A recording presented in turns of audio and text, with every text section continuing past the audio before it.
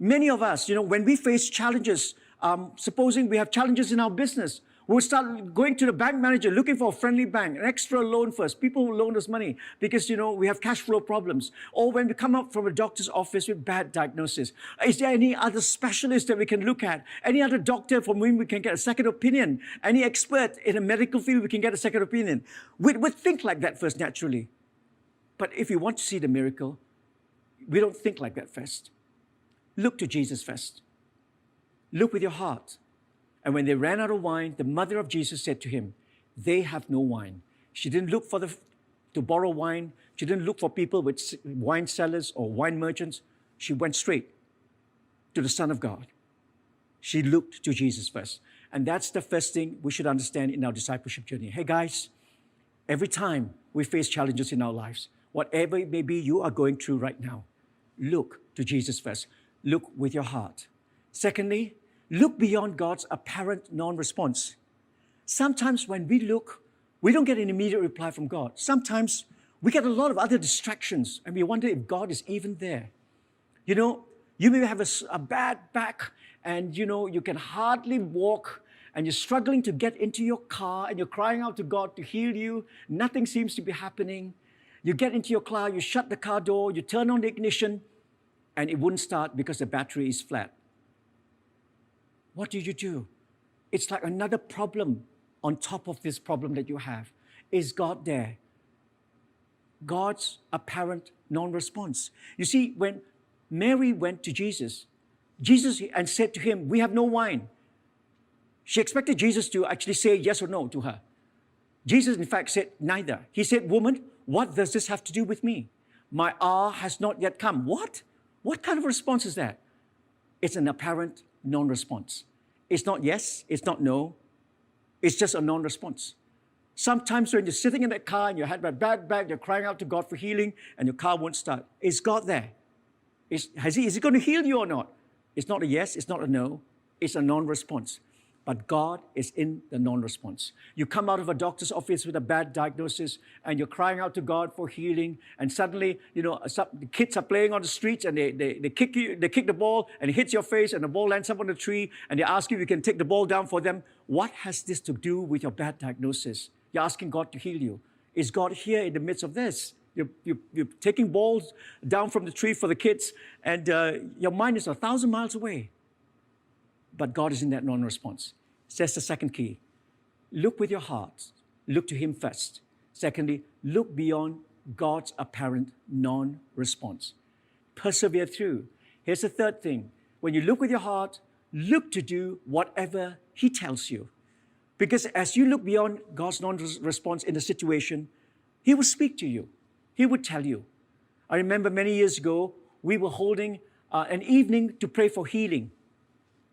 And a miracle broke out in an incredible way. Faith erupted. And God just broke through in a mighty way. Miracles break through. How many of you want miracles like that in your lives? Because we worship a supernatural God. Miracles are part and parcel of what God wants us to inherit in our discipleship journey. Because He's a supernatural God. He's a God who is a miracle worker, even as we journey with Jesus. Here's the fourth key. Not only do we look to obey what He says, we need not just to obey, but we need to step out.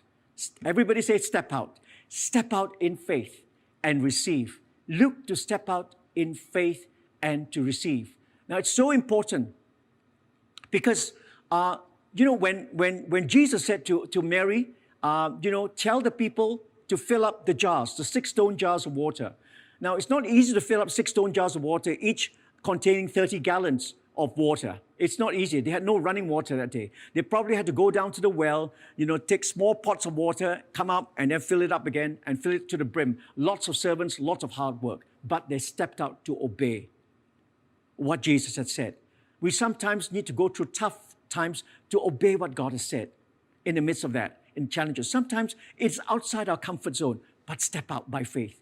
And I believe with these 4 keys, if we begin to look with our heart, look to Him, look beyond the season of non-response. Look to obey what He says and look to step out in faith and obedience to Him outside our comfort zone. We will see the miracles take place in our lives.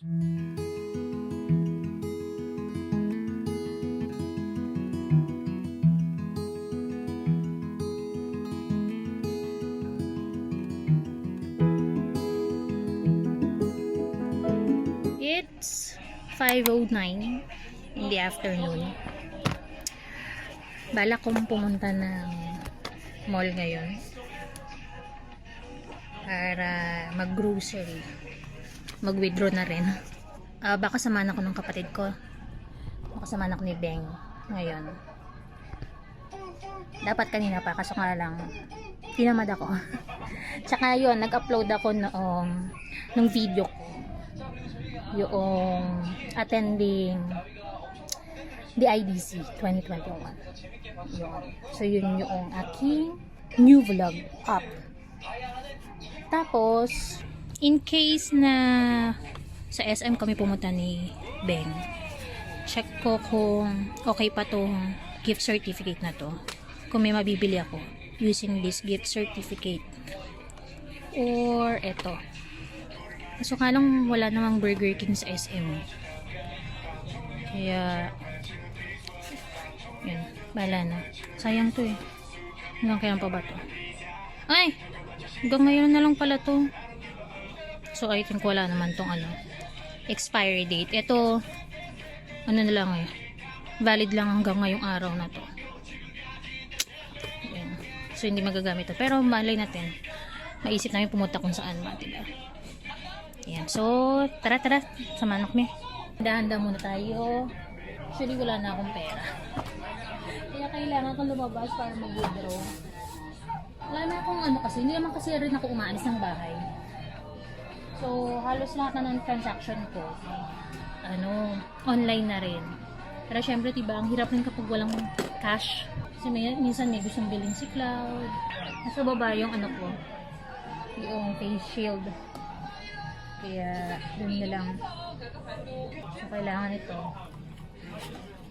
Alcoholic ang tayo. Ano akong cash? 60 pesos na lang naman ang wallet ko. Good luck na. So, let's go na. Tara. Let's go. Iisipan ko nadala akong bag or what. Wait, what's it in that? Galing ko na ito. Palit wallet na lang ako. So, ito na lang yung dinala ko. Hindi na ako nagdala ng wallet. And then, meron pa naman akong extra na optimizer na merong alcohol. Yan. So, ito na ilalagay ko. Ito na lang yung dadaling ko. Lalagay ko dito sa bag ko. Sabit dito. There. Let's go.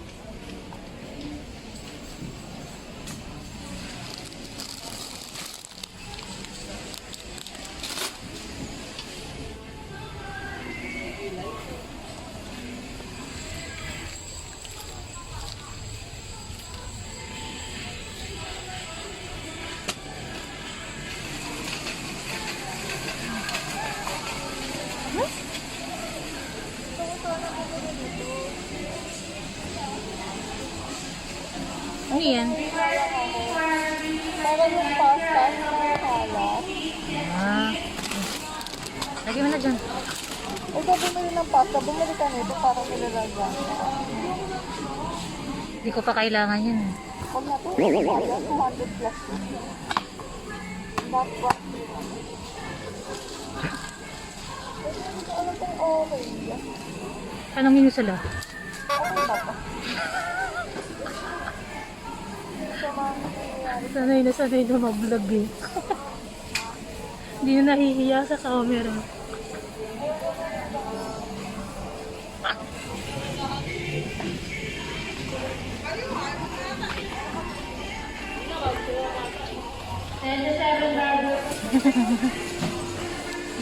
Wait lang, ito kasi sa tibag.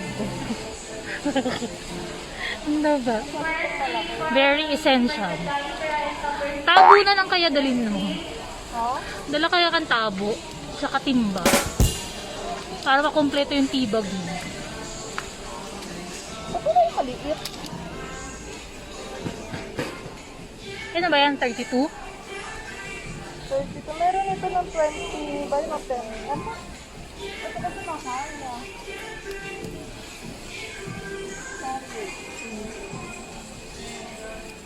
Ito talaga gusto. Ano bang mas maganda sa puwet?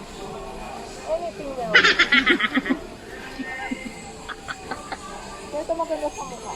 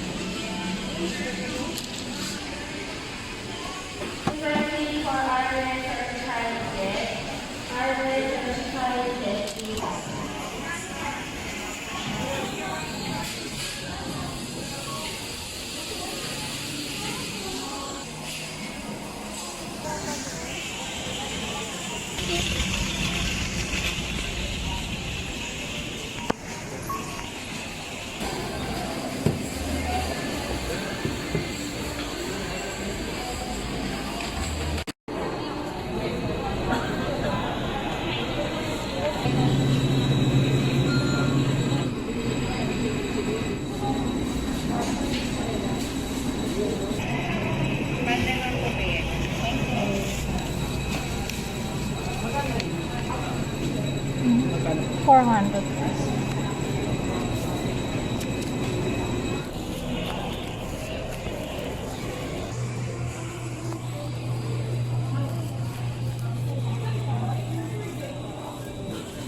Available pa yung winter melon.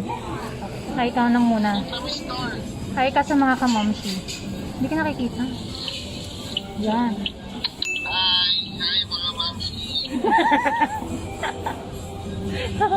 Game na game talaga eh. Kahit kailan eh. Gusto niya sumikat.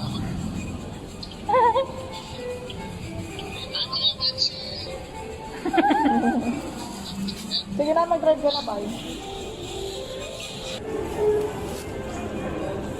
Chocolate smoothie for Beng-Beng. And then, winter melon milk tea. Ang binibili ba ni Miguel na winter melon o yung house special? Winter melon na binibili namin. Winter melon din kasi yun, pero house brand. Okay na yan. Basta may pudding mo kanya.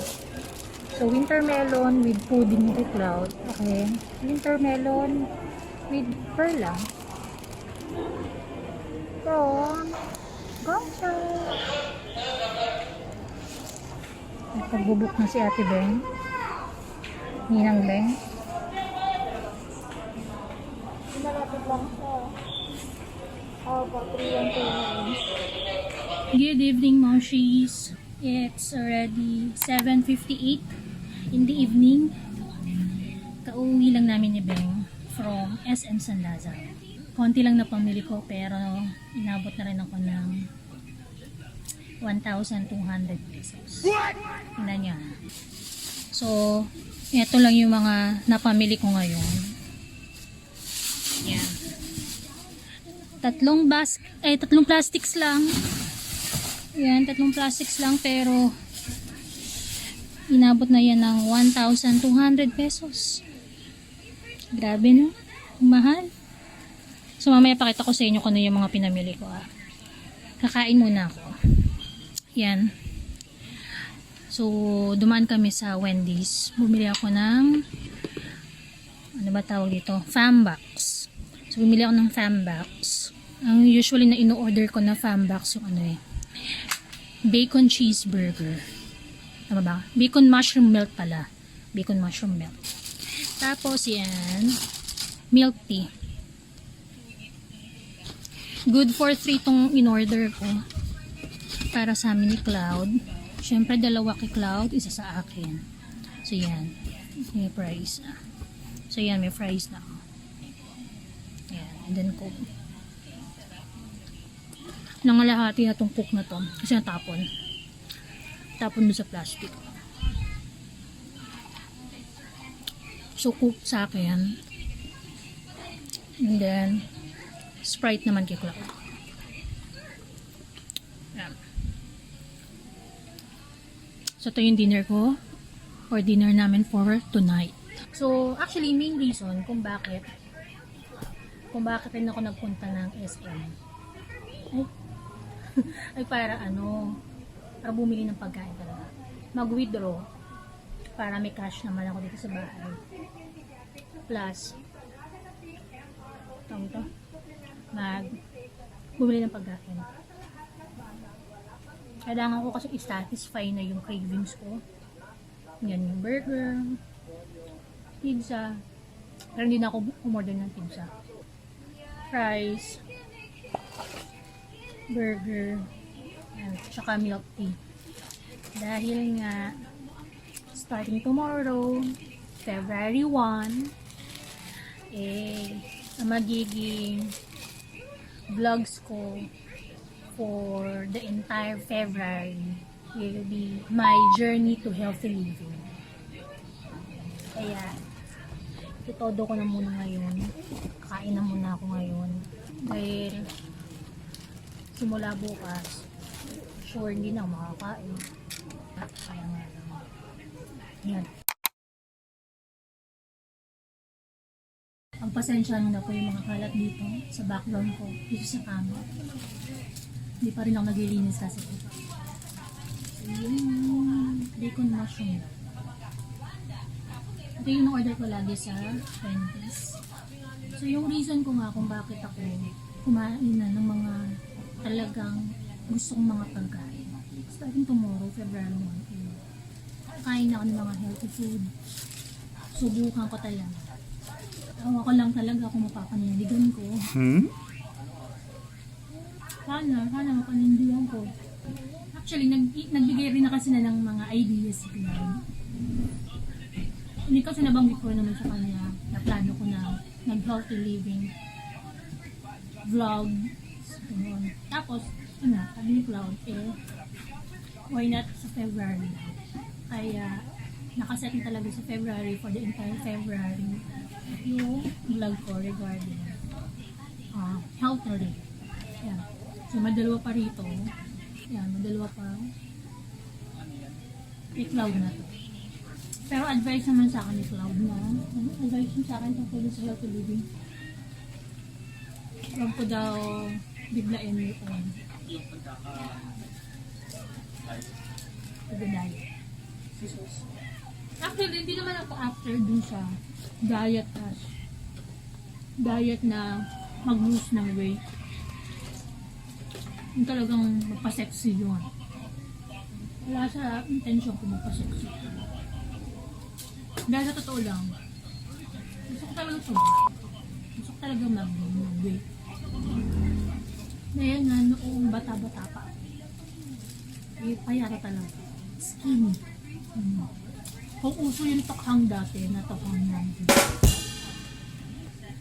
Actually, nag-gain ng weight. Naging pataba ako ng pataba. Ngayon, hindi na ako masyado na-stress kay Cloud. So, sobrang kulit at lapot nito yung bata siya. Talagang, gano'n. Plus, kasi dito until 3 years old kasi siya nag-breastfeed. So, breastfed siya for 3 years. Tapos, bottle fed. Though mix naman dati. Breastfed siya tapos bottle fed. Pero na talaga, yung parang full time na talaga na bottle fed na siya noong 3 years old siya. Magka 4 na. Tapos, yung Cloud, yung kwento mo? Paano ka tumaba? Dati marami siyang kinain sa KFC Dalawang chicken, isang chicken kasi dalawang hot shots. Tapos large fries. Tapos meron pa ata, bumili ka pa ata ng ice cream dun sa Jollibee. Pagawad ko pa. Ay, oo. Ay, KFC pala. Miss ko na rin kumain ng fruits niya eh. Sa'yo yung sabi mo. Yun daw talaga ako nandun. Yung nagmuli siya. Na-surprise siya sa akin. Na-surprise ka na nakita ako. Nalang ka na. Gutom na gutom ako dun, no? Bakit ba? Wala. Ang kinain ko lang doon, hot chocs eh. Isa lang. Ang ba ah? Hindi, hot chocs na surprise. Ba? Tapos direct. Sisin ka rin. So yun talaga. Gusto ko talaga mag-gym. Ever since. Dati nga eh.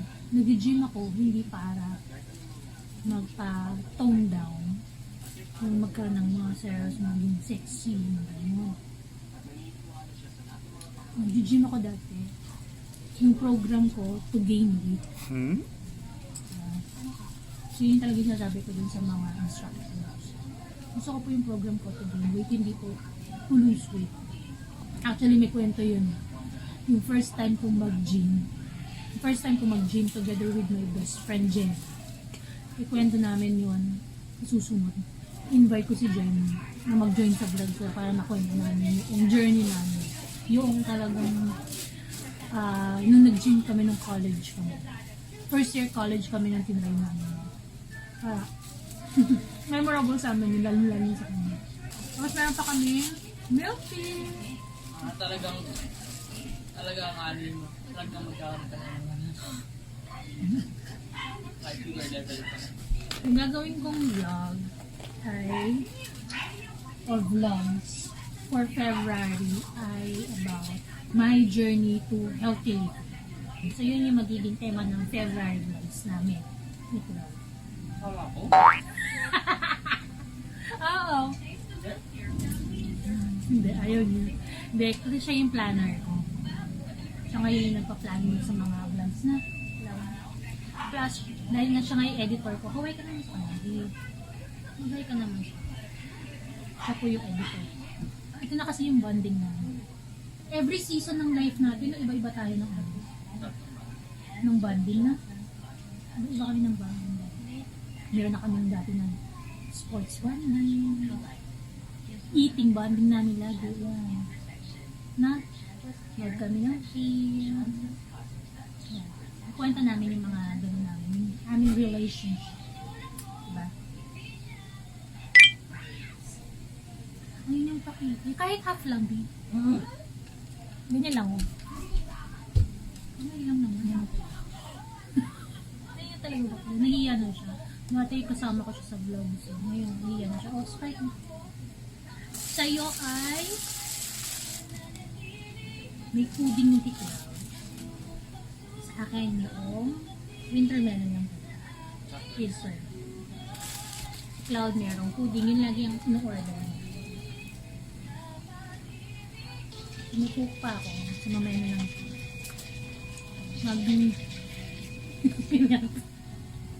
Nag-cook ka, tapos mamimix ni Calvin. Diba? Sugar overload ako. Kailangan ko na talagang simulan din yung Tapos continue mo naman. oo. Kapag naging habit na, kasi kailangan simulan para maging habit. Diba? If I won't start it yet, yeah. Yun nga lang talaga, February is Clouds month. Birthday month ni Cloud. Birth month. Yun pala. Birth month ni Cloud. Nagkaroon siya ng ng cheat day. Cheat day Cloud. 25. Sa 25. So, balak namin celebrate yung birthday niya sa Batangas. So, stay tuned for that. Double celebration na rin yung plano. Birthday celebration niya at the same time yung celebration ng birthday ni Mama. Yung pinangako namin yung birthday celebration para kay Mama. Pero ano lang yan, simple lang, kainin lang. Pero gana, disclaimer lang, hindi naman ako talaga yung weight loss talaga na gano'n. Yung magpapasexy, hindi ko alam din. Talaga lang yung i-regulate ko lang yung mga kakainin ko. Bawas na sa mga ganitong pagkain, mga junk food. Coke, yan. Coffee. Coffee yan. Wala ng coffee. Or coke. I'm not sure kung ano yung magiging emotions ko. Sa next time. Pero kasi dati kasi talaga, pag nag-stop ako na pag prayer and fasting, Tapos, ang pinipili ko na i-fast, coffee, saka soft drinks. O ano rin mo. Ano na yan? Inaantok talaga. Talaga mababa yung energy. Kasi nakasanayan ng katawan ko kasi twice a day ako Twice a day ako nagko-coffee. 2 cups a day. Unti-unti lang din yung diba, pagbabawas ko ng pagkain. Yun yung siya sa akin. Advice niya sa akin. Mami, dapat dahan-dahan. Yung sabi ko, dahan-dahan lang. Parang hindi ako bigla. Parang gano'n. Parang coffee, hindi ka naman gagawin. Pero ayaw talagang coffee tsaka ko. Lalo na coffee, ayaw niya.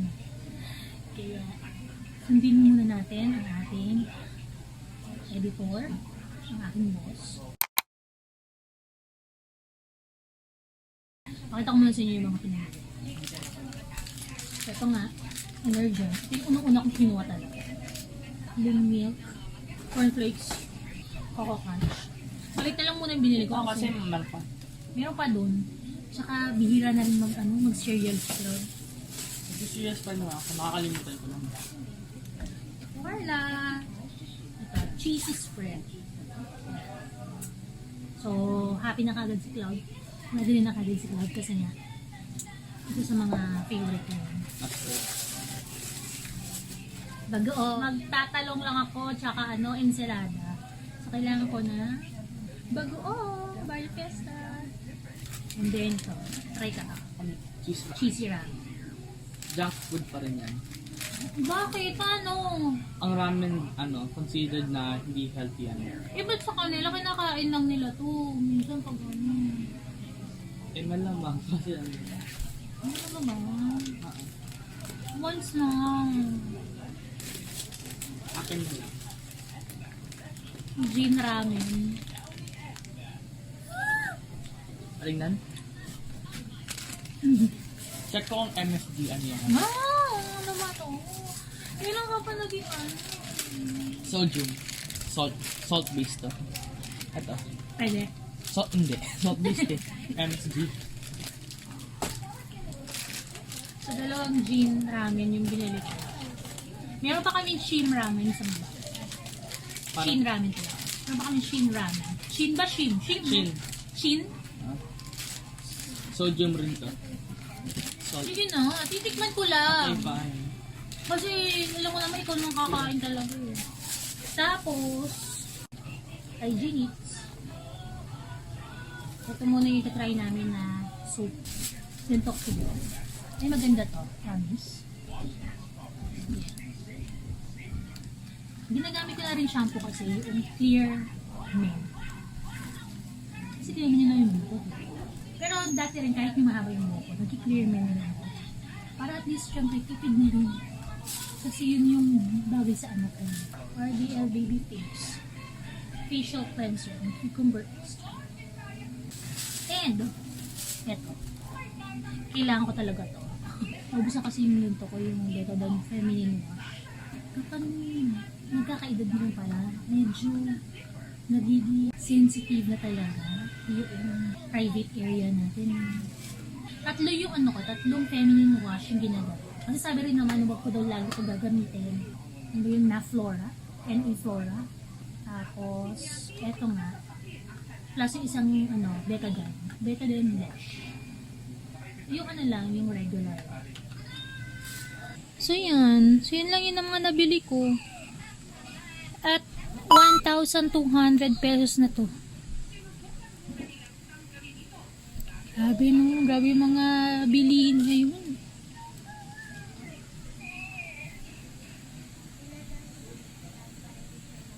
So yun yan. Worth 1,200 na sila. Ganyan lang. Diba? That's it for today's vlog. Please don't forget to subscribe to my channel by clicking the subscribe button and the notification bell next to it in order for you to be updated with my next videos. See you tomorrow for another episode of Momshie Sophie Plus Life Vlogs.